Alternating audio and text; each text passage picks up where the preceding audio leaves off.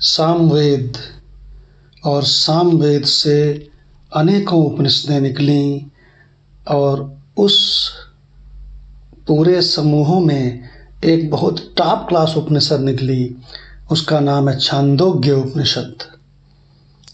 बहुत आदर है इस छांदोग्य उपनिषद का संसार भर के ब्रह्मर्षियों में, ज्ञानियों में।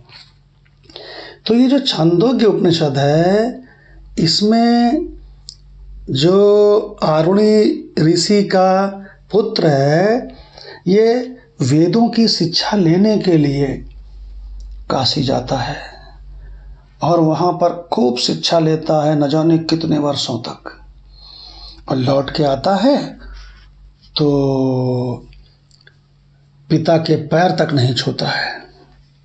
क्यों? उसको विद्या का अभिमान हो गया है। वो सोचता है हमारे सरीखा कौन। अब आ करके कहता है माता पिता से, एक बार मैं जनक की सभा में सारे विद्वानों को हरा दूं, तब फिर बाद की बात देखेंगे। अरे बाप रे, कितना अभिमान। तो उनके पिता ने समझ लिया कि अरे विद्या तो विनय देती है, विद्या ददाति विनयम। ये तो विद्या तो विनय देती है, और ये तो बड़ा अकड़ा अकड़ा सा आया है, इसको कोई विद्या प्राप्त नहीं हुई है, लगता है ससुरा अपरा विद्या सीख कर आ गया है। तो अच्छा, यहाँ पर जो आरुणि ऋषि थे, वो तो अपने आश्रम में बहुत सारे शिष्यों को पराविद्या देते थे, टॉप क्लास वाली विद्या, परमात्म विद्या, आत्मविद्या देते थे। और ये उनका जो लड़का था श्वेतकेतु, ये ससुरा बहुत ऊंची विद्या सीखने के लिए काशी गया। वहाँ किसी मुनि, किसी महात्मा के यहाँ सीखा होगा, तो ये वहाँ से ससुरा अपरा विद्या सीख के आ गया, बेवकूफ़। तो उनके पिता ने जब देखा इसको अहंकार है, तो पिता ने कहा कि बेटा बैठो, क्या तुम उस वस्तु को जानते हो जिसको जान लेने पर सब जाना हुआ हो जाता है? तो ये कहता है पिताजी, सबको जान लेने पर? कहता है एक को जान लेने पर सब जाना हुआ हो जाता है, ऐसी तो कोई विद्या नहीं है। तो आरुणि ऋषि ने कहा, अरे मेरे आश्रम का छोटा छोटा बच्चा उस वस्तु को जानता है, अब तू नहीं जानता है? चल अपना झोला झंडा उठा और सब सामान उठा और चल वापस जा काशी, और वो विद्या सीख गया। तो श्वेतकेतु को उसकी औकात याद दिला दी पिताजी ने, उसको मार के बिछा दिया। तो वो पिता के चरणों में गिर पड़ा, कहने लगा, पिता मैंने वो विद्या नहीं सीखी, क्योंकि उन मेरे आचार्यों को वो विद्या नहीं आती है। उन्होंने चलते समय कहा था कि श्वेतकेतु, हमको जौन जौन सी विद्या आती है हमने तुमको सब सिखा दिया, तो इसलिए हे पिता, अब आप ही मेरे सतगुरु हो, अब आपका ही मैं आज से शिष्य हूँ, मुझे वही विद्या सिखाओ। तो अब आरुणि ऋषि अपने ही पुत्र को, श्वेतकेतु को, वही विद्या सिखा रहे हैं। उसी का मंत्र है ये, स य एषो अणिमहे तदा आत्म्यम इदं सर्वं तत् सत्यं स आत्मा तत्त्वम् असि श्वेतकेतो इति। बहुत बढ़िया मंत्र है, क्योंकि इसमें केवल अवान्तर वाक्य ही नहीं है, तत्त्वम् असि भी आ गया है, सामवेद के छांदोग्य उपनिषद का महावाक्य भी आ गया है। बहुत टॉप क्लास मंत्र है, एक ऐसा मंत्र जिसके बीच में महावाक्य बैठा है सम्राट की तरह, और अगल बगल तमाम सारे अवान्तर वाक्य खड़े हैं मंत्रियों की तरह। क्या अर्थ हुआ इसका? स य एषो अणिमय तदात्मा आत्म्यम इदं सर्वम।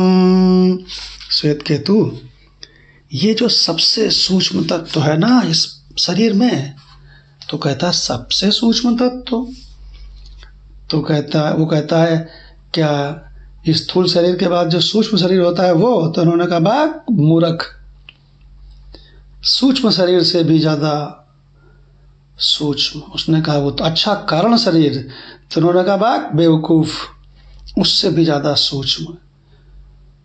चिदाभास, उसने कहा समष्टि माया विशिष्ट चेतन, उन्होंने कहा नहीं, जो सबसे मूल तत्व है।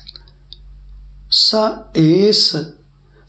या एसो अणिम ए तदात्म्यम, वो जो बहुत सूक्ष्म है, सबसे मूल तत्व, आत्म तत्व, जो सर्वव्यापी अनंत परमात्मा,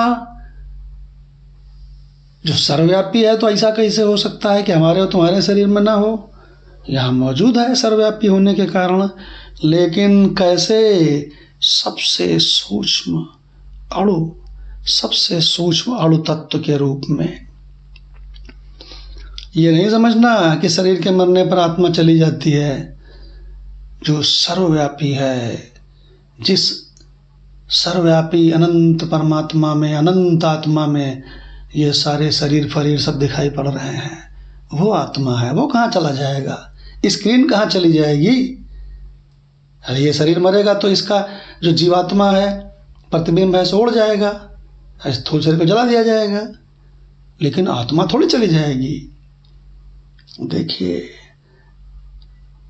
वह जो अणु तत्व है जो सबसे सूक्ष्म है, यही अपनी माया से ये सब कुछ कोटि कोटि ब्रह्मांड में सभी कुछ दृश्य जगत के रूप में भास रहा है, प्रतीत हो रहा है। तत् सत्यम, वही सत्य है। स आत्मा, वही आत्मा है। अब फिर आरुणी ऋषि कहते हैं, अरे बेवकूफ श्वेत केतु, तत्त्वम असि, वही तू है। श्वेत केतु इति, हे श्वेत केतु तू वही है। इस शरीर का जो सबसे सूक्ष्म तत्व है, स य एषो अणिमय तदात्म्यम इदं सर्वम, यही सब कुछ है, यही सब कुछ है। यही जागृत के रूप में प्रतिभासता है, प्रतीत होता है। यही सपने के रूप में प्रतीत होता है। यही गहरी नींद के रूप में प्रतीत होता है। एक नमूना सुना दे इसका। उपजहि जासु भासते नाना, अनेक विष्णु बिरंचि शंभु भगवाना, करोड़ों करोड़ों ब्रह्मांड, तो हर ब्रह्मांड का एक एक ब्रह्मा विष्णु महेश। उपजहि जासु अंश गुण खानी, अगणित उमा रमा ब्रह्माणी, ये सब जिसमें भासते हैं वही हमारा आपका स्वरूप है, असली मैं है। हे श्वेत केतु, यही सत्य वस्तु है। तत्त्वम असि, तू वही है। ओम शांति शांति शांति।